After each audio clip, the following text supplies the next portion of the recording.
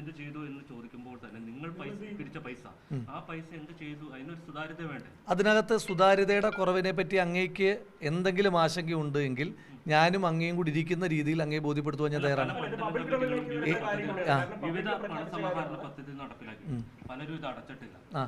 അടച്ചിട്ടില്ല എന്നുള്ളതിന്റെ ഇന്ന മണ്ഡലം അടച്ചിട്ടില്ല എന്നുള്ളതിന്റെ സ്പെസിഫിക് ആയിട്ടുള്ള തെളിവ് അങ്ങ് പറയൂ. ഏത് മണ്ഡലമാണ് പറയും?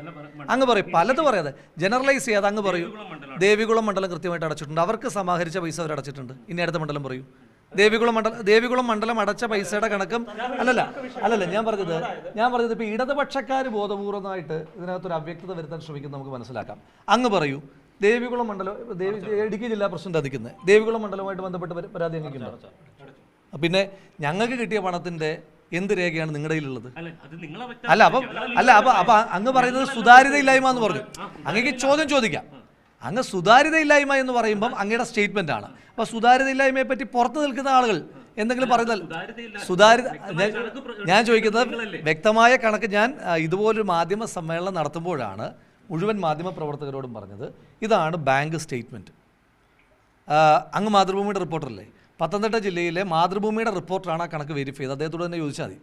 ഓരോ അസംബ്ലി കമ്മിറ്റികളും ഓരോ എത്ര രൂപ വീതം അടച്ചു എന്നുള്ളതിൻ്റെ തെളിവാണ് ഞാൻ അദ്ദേഹത്തിന് കൊടുത്തത്.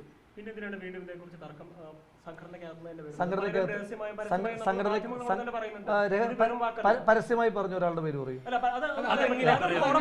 അല്ല പരസ്യമായി പറഞ്ഞു അല്ല ഞാൻ പറയട്ടെ അതല്ല മാധ്യമ അല്ല അപ്പൊ അത് രഹസ്യം കേൾക്ക സഹോദരൻ എന്ന് പറയട്ടെ. അല്ല പ്രിയപ്പെട്ട സുഹൃത്ത് എന്ന് പറയട്ടെ. അങ്ങയുടെ സ്റ്റേറ്റ്മെന്റ് എന്താണ്? പലരും പരസ്യമായും രഹസ്യമായും പറഞ്ഞു. പരസ്യമായി പറഞ്ഞതാണെങ്കിൽ അത് പബ്ലിക് പ്ലാറ്റ്ഫോമിലാണ്. ശരി, അങ്ങയോട് രഹസ്യമായി പറഞ്ഞു. അതാണല്ലോ അതിന്റെ സ്റ്റേറ്റ്മെന്റ്. ഇനി അതിനെപ്പറ്റി ഞാൻ പറയാം. സംഘടനയ്ക്കകത്ത് ഇപ്പോൾ എടുത്ത നടപടികളെ പറ്റിയിട്ടാണല്ലോ അങ്ങ് ചോദിക്കുന്നത്. സംഘടനയ്ക്കകത്ത് എടുത്ത നടപടികൾ എന്താണ്? എന്ത് നടപടികളാണ് സംഘടനയ്ക്കകത്ത് എടുത്തത്? പണം സമാഹരിക്കാൻ കഴിയാത്ത കമ്മിറ്റികൾ പണം പിരിച്ചു വെട്ടിച്ചു എന്നുള്ളതല്ല സംഘടനയ്ക്കകത്തുള്ള ആരോപണം. സംഘടനയ്ക്കകത്തുള്ള പ്രശ്നം എന്താണ്? അതായത് ഓരോ അസംബ്ലി കമ്മിറ്റിക്കും മണ്ഡലം കമ്മിറ്റിക്കും കൊടുത്ത ടാർഗറ്റുകൾ അത് ഫുൾഫില്ല് ചെയ്യാൻ പറ്റാത്ത ചില കമ്മിറ്റികളുണ്ട്. അത്തരം കമ്മിറ്റികൾ ഇടുക്കിയിലുമുണ്ട്. അവർക്ക് കൊടുത്ത ടാർഗറ്റ്, അവർക്ക് നിശ്ചയിച്ചിരുന്ന ടാർഗറ്റ് പൂർത്തീകരിക്കാൻ കഴിയാതെ പോയ കമ്മിറ്റികളുണ്ട്.